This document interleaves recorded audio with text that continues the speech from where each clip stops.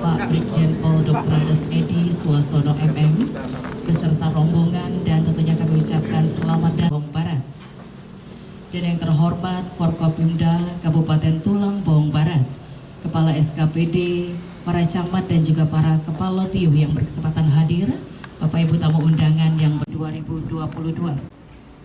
Diawali dengan menyanyikan lagu kebangsaan.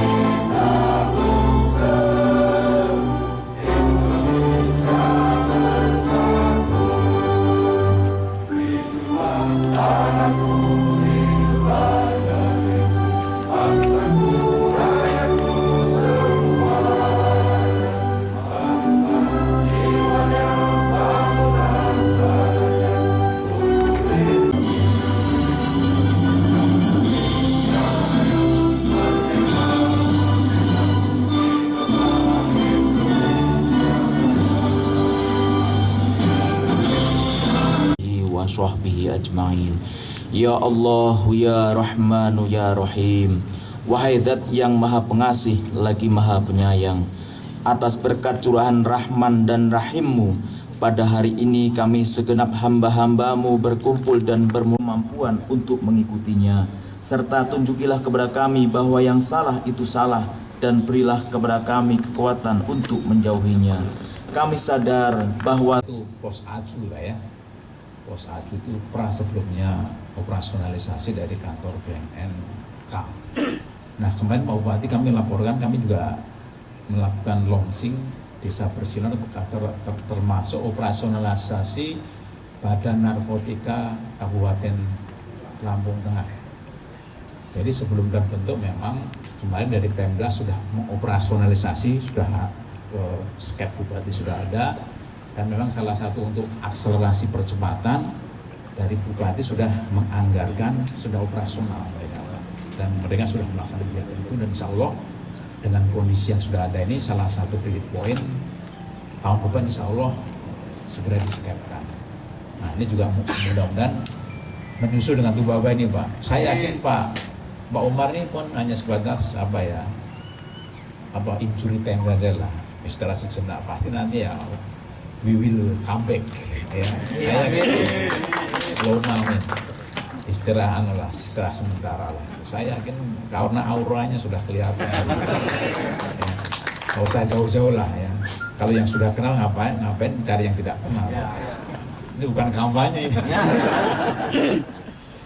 Terus kan yang berbahagia, kami atas nama BNN Pusat mengaturkan terima kasih dan apresiasi ya Pak Bupati dan seluruh perangkat, Pak Ketua DPR, Pak Wakil sudah terfasilitasi dan sudah berdiri yang secara representatif bangunan BNN.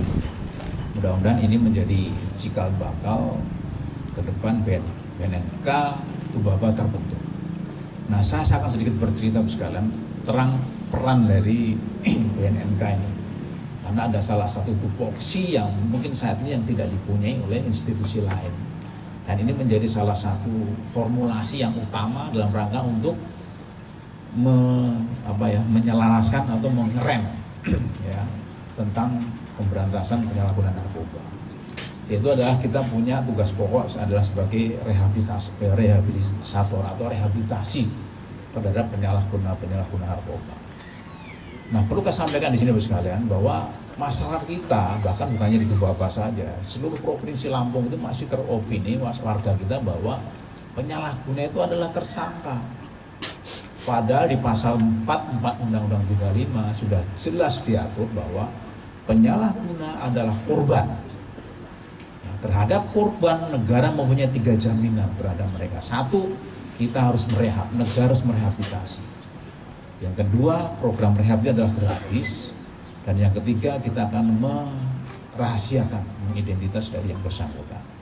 Nah, ini bagian dari informasi yang harus kita laksanakan. Nah, kalau kita kaitkan dengan keberadaan nanti BNN di sini, ada 2 tupoksi yang langsung bisa akan kita laksanakan. Dan mudah-mudahan begitu nanti di launching, tupoksi utama kita harus kita langsung mainkan, Pak, yaitu proses rehabilitasi dan peran BNN selaku TAT. Nah, sedikit kenapa saat ini harus kita urgen bener masalah rehabilitasi, Pak. Jadi saya sedikit akan bercerita. Tadi Pak Bupati sudah menyinggung bahwa hasil penelitian dari BNN bersama LIPI di tahun 2019, prevalensi di tulang bawang ini secara global kan 0,90% dari populasi, Pak. Jadi kalau kita kuantitaskan di Tumbaba ini jumlah penduduknya sekitar 300.000, Pak ya. Jadi kurang lebih sekitar 3.000 warga kita yang terpapar narkoba. Mulai dari yang sekali pakai, rekreasional, maupun yang sudah dalam kondisi edik atau kecanduan. Nah, kalau kita bicara prevalensi ini, Pak, yang terjadi apa? Ya sebenarnya masalah pemberantasan narkoba itu sama dengan kayak hukum dagang, Pak. Jual beli, ada supply, ada demand. Di mana pasti ada permintaan, walaupun barang sesulit apapun pasti akan dicari. Nah, selama ini strategi tentang pemberantasan dan pencegahan ini tidak berimbang, Pak. Kenapa tidak berimbang? Ya bukannya salah, cuman karena tidak berimbang saja. Kita lebih fokus pada supply. Siapa supply? Bandar dan pengedar, yang sebagian juga pemindahan terhadap penyalahguna. Dan mereka berhasil saat ini. Apa faktanya? Apa buktinya, Pak? Nanti kalau makanya tadi saya sudah sebut Pak Kalapas. Jadi tingkat hunian lapas seluruh provinsi Lampung itu 60-70% adalah apa, Pak? Tersangka narkoba, Pak. 70-60% adalah tersangka narkoba. Ini bukti bahwa apa? Aparat penegak hukum sudah berhasil menangkap itu. Tapi realitas di lapangan, dengan tertangkapnya, dengan penuhnya lapas, apakah angka penyalahgunaan menurun? Hasil penelitian terakhir tahun 2020 kemarin, Pak, ya, secara global termasuk ya di Tumbaba ini, kita mengalami peningkatan penyalahguna 0,091%. Ya, jadi kalau kita kuantitaskan ya mungkin sekitar 200-300 orang lah naik. 3.000 ya kita bulatkan 3.000 ya. Nah, sekarang kalau kita lihat ancaman dari perspektif kerugian dan materi, Pak. Kalau kita ibaratkan 3.000 orang di Tumbaba ini, kita ibaratkan dia menggunakan narkoba sebulan 1 gram saja. Padahal kalau sudah edik itu jangankan sebulan, seminggu bisa 2-3 gram itu. Tapi kita perhitungkan minimal saja, Pak. Kalau mereka menggunakan 1 gram saja, jadi permintaan pasar, permintaan dari 3 jenis yang paling banyak di sini sabu ya. Permintaan sabu setiap bulan di Tumbaba ini berapa, Pak? 3 kilo. Padahal harga 1 gramnya berapa di sini, Pak? Nggak ada kasar narkoba? Berapa? 1 juta. 1 juta. Jadi setiap bulan warganya Pak Umar ini membelanjakan narkoba berapa, Pak? 3 miliar, Pak. Coba kalau kita belikan cendol 3 miliar. Tolong kita, Pak. Kita jadikan pasar. Kan sudah bisa nggak, Pak? Ya, Pak ya? 3 miliar sudah bisa jadi pasar, Pak ya? Ini kan kalau kita tidak melihat kayak gitu, betapa berdosanya gitu, Pak. Yang sudah negara bilang amanah kita juga berbuat. Nah, strategi ke depan, bagaimana untuk membalancing agar suplai juga tertangani, demand juga tertangani. Nah, inilah peran BNN. Saat ini bagaimana kita kembali kepada strategi tadi.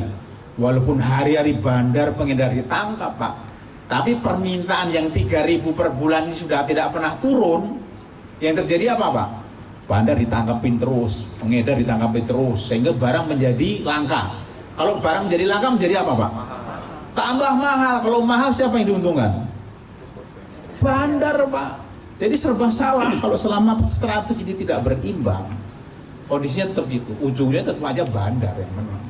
Ya kan? Bahkan bandar itu berharap kalau perlu semua penyalahguna itu lapaskan. Kenapa begitu Pak? Kita bisa bayangkan ini berdasarkan evaluasi juga. Penyalahguna yang dulu menggunakan narkoba dia tidak tahu karena dibujuk rayu temennya, atau karena hanya sebatas ditipu, dia nggak paham narkoba, tertangkap, masukkan di lapas. Di lapas ketemu bandar, ketemu pengedar, dia masuk di situ 8 bulan. Kira-kira keluar lapas dia sembuh atau bagaimana? Hah? Malah tambah jadi.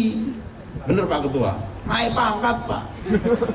Malah jadi pengedar dia, karena sudah didoktrin.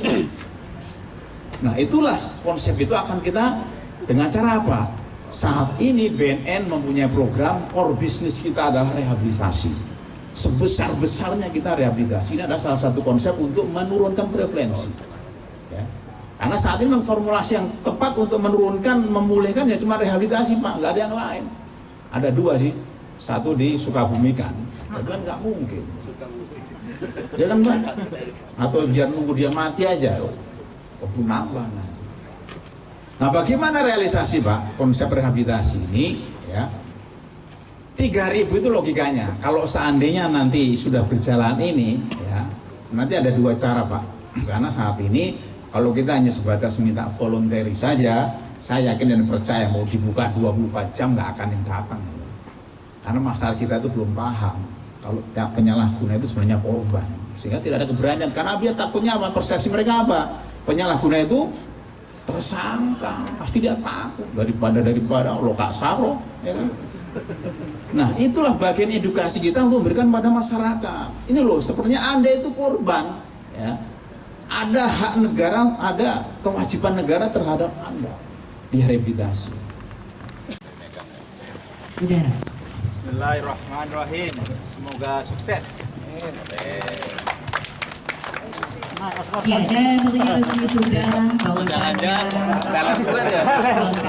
oleh Bupati Jombang Barat. Bismillahirrahmanirrahim.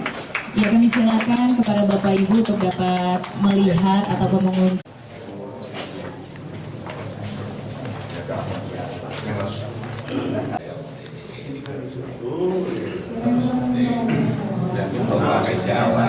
Timahnya dari ya, timahnya di staff-staffnya. Jadi kalau sudah disertifikat kan langsung dapat dikontrol ke tembok ya. Kemarin di kanan.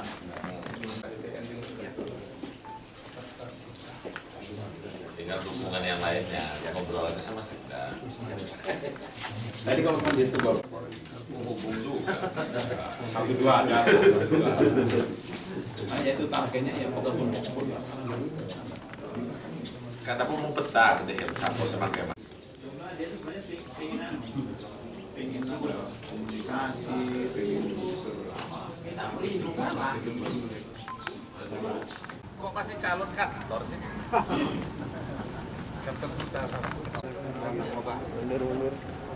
Mundur. Ini gini Bapak.